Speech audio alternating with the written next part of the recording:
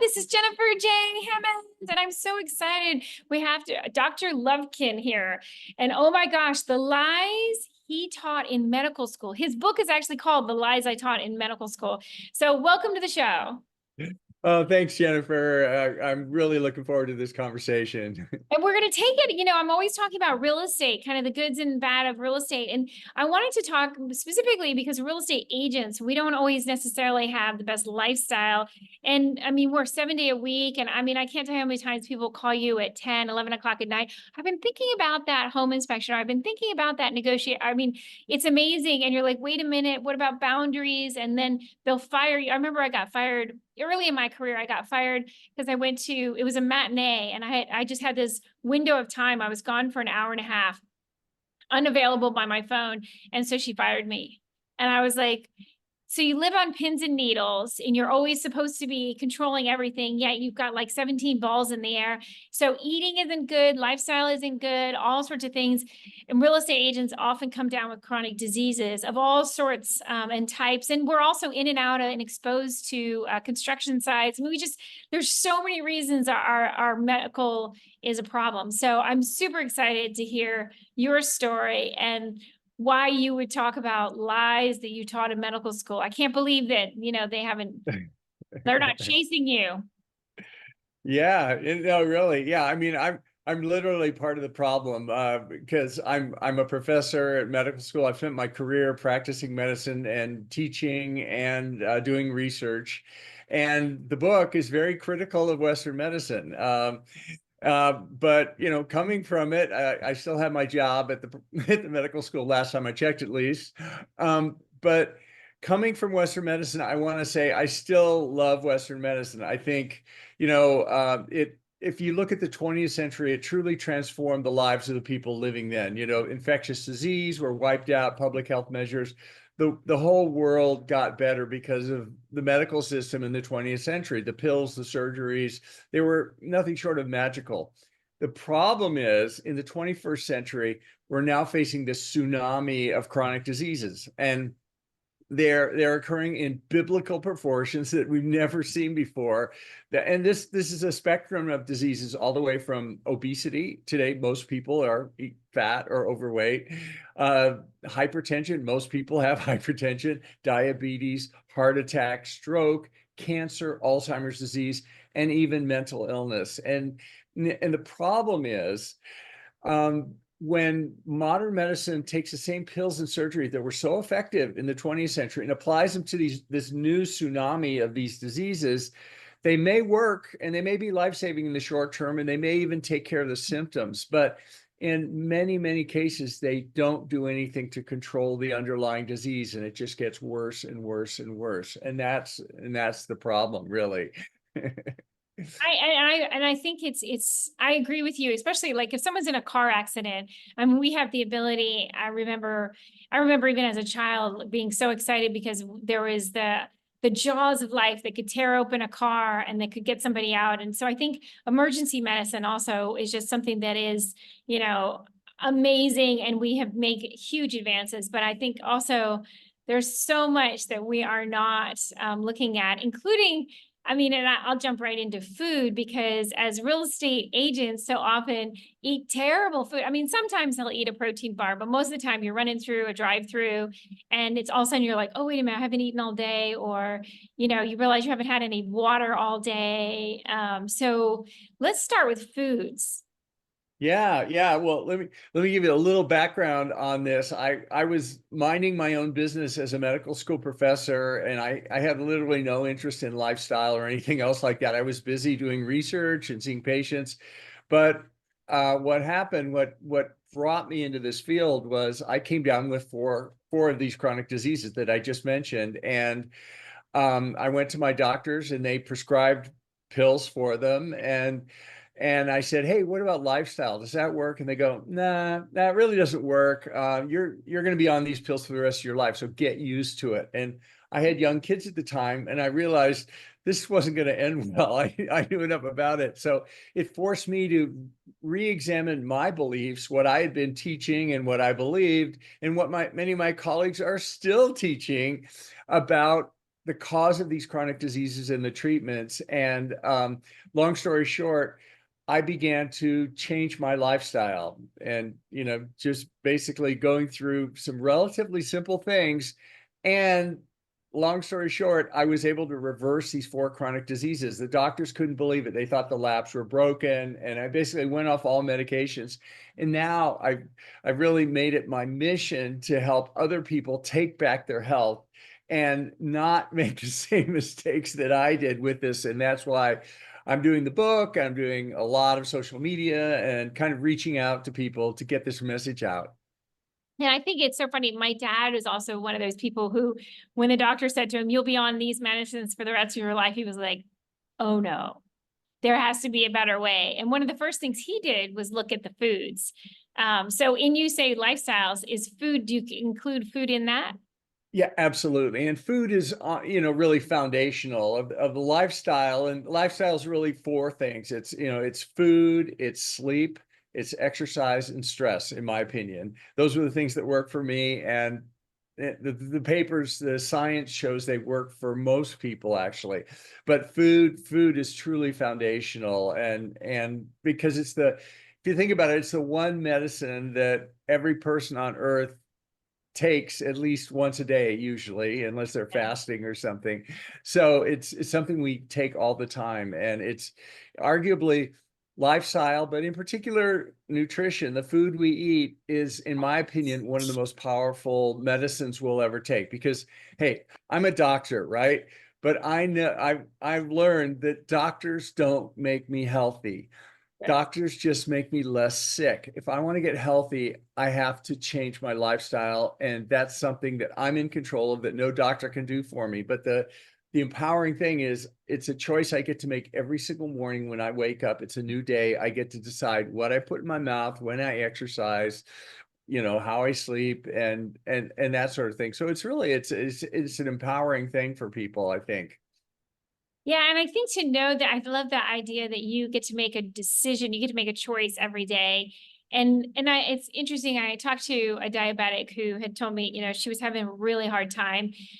She's like, "Sugar is such an addiction. I can't choose not to eat the sugar." And I thought, I know how hard it can be when there's something you're used to eating, like sugar.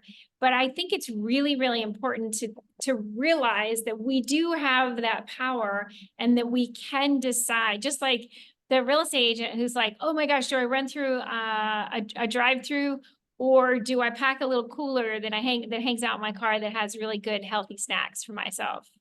Yeah, no, absolutely. And there's one other little shocker that I didn't realize until I dove deep into this was, people are probably saying, "Hey, okay, lifestyle, that makes sense. That's great. Okay, I'm healthy now. Once I get sick, if my doctor tells me I'm sick, I'll change my lifestyle and I'll fix it."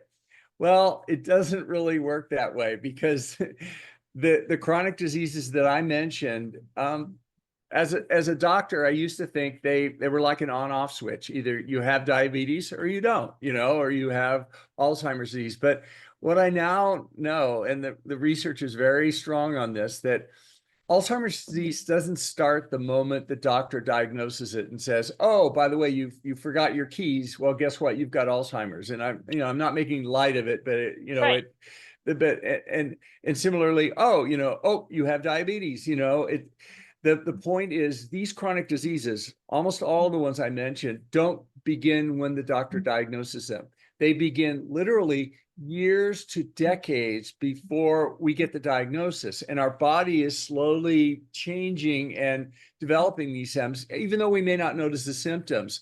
So the message is, if I wait until my doctor tells me I have one of these diseases, I've missed a tremendous opportunity for prevention. And the great thing, these lifestyle techniques, this lifestyle approach, the same lifestyle works for diabetes, reducing your diabetes risk, your obesity risk, your mental illness, your cancer, your Alzheimer's disease, your heart attack. It's all the same thing. So the point is, don't wait till your doctor gives you a diagnosis, because we all need to start on the path to a better lifestyle sooner rather than later. Because the earlier we start, the more we'll push those diseases off. I mean, statistically, we're all going to get one of those diseases, you know, you and me and all your listeners, you know, we, as Jim Morrison says, nobody gets out alive. We've all got to die of something. So, but the idea is let's push them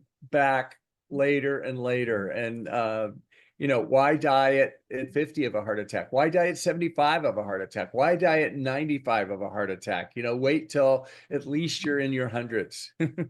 Yeah. And I think, and live a healthy, enjoy your life. I mean, I know so many people who are really struggling with their health for a variety of reasons.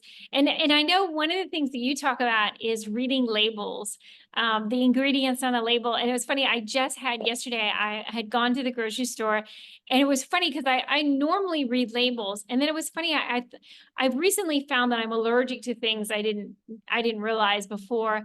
And so I'm reading more and more labels, and I had gone to reach for some coconut milk because I love putting coconut milk in all sorts of things. And I reached for it, and it was funny. I was all of a sudden I got that kind of like knowingness of, oh my gosh, I need to read the label. I mean, this is supposed to be just coconut milk, but I wonder if there's anything else in here. And sure enough, there was like 3 ingredients. One of them was just like, the second ingredient was cane sugar. I was like, no, this is coconut milk. I mean, what? Why do we have cane sugar in here? And 2 other things that I was allergic to in preservatives that I can't even pronounce properly. But I realized that, again, so often you read the beginning and all it says is coconut milk. I thought it was just coconut milk because it said, like whatever, naked coconut milk or just coconut milk or whatever. But that's not really. You have to read the ingredients, right? Yeah, no, I read the ingredient list as if my life depended on it, because it actually does. You know, it's legal to put things in food that are harmful for us. It's not against the law, so they will be in the food, but they're listed on the ingredient list. So at that point, it's up to you and I and our listeners to look at the list and say, well, no, I'm not going to eat that. Well, and I'm also going to say I have discovered recently that there are sometimes when it's not listed exactly. Like one thing that I didn't realize is that they can also say the word spices, and that can include things that I'm allergic to. Because it doesn't have to list out every single little one for a variety of reasons. I don't know why they don't have to, but again, there had been more than one time where it said spices, and then I had a terrible reaction.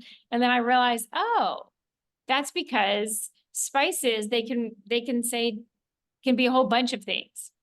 Yeah, and they can do the same thing with coloring and flavors. They do food coloring and food flavors. They'll add those on. They figure, but people get suspicious of that, so they add the word natural food colors, natural flavoring. And as you know, at the time we're recording this, the politicians on a national level are beginning to talk about, food colors in food and seed oils, and so they're beginning to take a look at these different things, and we may see some changes in our healthcare system. Hopefully, at least they're talking about it, so Yeah. to address some of these things. And I hope that things do change, because I think that, again, I've been to other countries. I'm allergic to wheat. And it's funny because I've been to other countries where their wheat is not like ours. We have such a Frankenstein kind of crazy, genetically altered wheat that it wrecks my body. I just can't handle it at all. But if I've gone to other countries and I can eat their wheat, no problem. My body Interesting. doesn't freak out. And one of the reasons I found that out was because they have a very, very different and very strict guidelines for, one, as you said, natural flavorings, natural or artificial flavors. But what does that really define that on what that means? And again, even like wheat, how are we growing it? Is it a genetically modified Frankenstein kind of wheat, or is it real? Yeah, I mean, one of the 4 things or 3 things I do in my diet is I don't have celiac disease or allergy to gluten or any of the grain things like that, but I avoid all grains, whole grains too, because of inflammation due to the proteins, some of the proteins, but also in the United States, to your point, most grains are soaked in a toxic weed killer called glyphosate, which is outlawed in about 30 countries around the world because of its association with cancer and other health issues. So yeah, it's a minefield out there. And I love what you said is I read the label like my life depends on it, because it does. You know, and I can say as I've gotten older, I needed reading glasses. And it's funny because there have been a couple times where I'm like, oh, just forget it. And then I've thought, I think it's one of these strategies, because all of a sudden I try to read a label and the label is such tiny print. And, I love what you said. So what? Use your phone or find a magnifying glass and really read it, because it's a mistake I've made over and over again of going, oh no, it says coconut milk, or it says blah, blah, blah on the label, or it says natural flavors. Oh, it's got to be okay. And it's not. Yeah, absolutely. Yeah. Yeah. And I think that, you talked about having chronic diseases. I think they can really sneak up on us where we don't realize that it's even beginning to happen. And I think one of the best pieces of advice I ever got was to listen closely to your body. When you start to see things shift, pay attention right away before it's too late, Yeah, many of these chronic diseases that I mentioned, but several others that are also in this category can manifest with vague symptoms like, oh, I'm just tired, or I have brain fog, that are what we say that are non-specific. They don't necessarily point to one disease, and your doctor may say, well, I don't know what that's due to. But if you have enough of those, it can indicate, toxins in the environment, like mold we talked about offline a little bit, or Lyme disease, or lead or mercury, other factors like that as well. So these symptoms can indicate something's going on even before the doctor can necessarily diagnose it. Yeah. And I think that's so, so important. So I know we're running out of time. I want to make sure people know how to get a hold of you and how to get your book, Lies. I would love this, Lies that you taught in medical school. Yeah, definitely. You can check out my website. We have a free copy of the chapter there. You can download the first chapter in audio and PDF form. My website is Robert Lufkin, L-U-F as in Frank, K-I-N, MD.com. And also, I'm active on social media. My wife says too active, but anyway, please reach out and say hi. I'd love to hear from you. Sounds perfect. And as you know, I'm going to ask you to lift your voice and say yay with me as we go off the air. Is that okay? Sounds great. Okay, 3, 2, 1. Yay!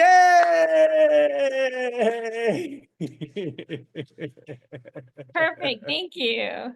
If you could just help people understand the principles, then they could make better decisions in real estate.